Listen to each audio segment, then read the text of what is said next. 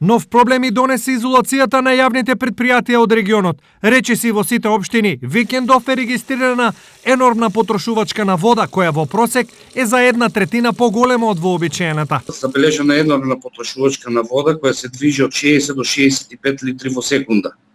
За споредба, во нормални услови, дневната потрошувачка се движи максимум до 40 литри во секунда.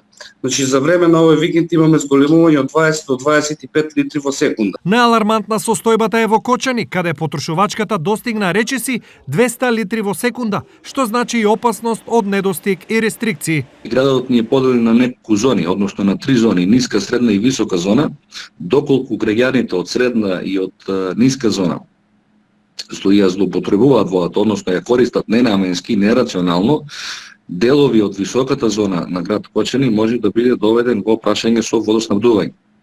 Од тие причини апелиравме за рационално користење на истата. Енормната потрошувачка на вода е резултат на поголемото присуство на луѓето дома, но и на нерационалното трошење, поради што од сите јавни предпријатија се апелира за одговорност. Апелирам до жителите на општина Карловци да ја користат водата рационално за потребите неопходни, не да вадат бавчи и други древни површини, и апелирам да си ги плаќат редовно сметките за вода, бидејќи ако не плаќат редовно сметки за вода, проблем ќе има и јавните предпријатија и тие. За сега, најодговорни кон водата биле Штипјани. Зголемена потрошувачка има и овде, но во разумни граници. Сепак, од ИСАР размислуваат долгорочно. Се уште не сме дојделе во фаза да уклучуваме и она, да не кажеме, последна пумпа која се уклучува во оние моменти кога потрошувачката е над 320 литри во секунда.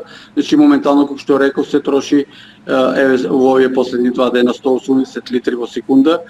Значи сме далеку од состојба да е алармантна, но во секој случај треба да размислуваме, како што реков, за ископ на нов бунар. И додека вода се троши енормно, одговорност за плаќање на сметките имаат малкумина. Во просек наплатата е намалена за повеќе од половина. Ова за јавните предпријатија значи сериозна обструкција и проблем за плаќање на обврските и нормално работење.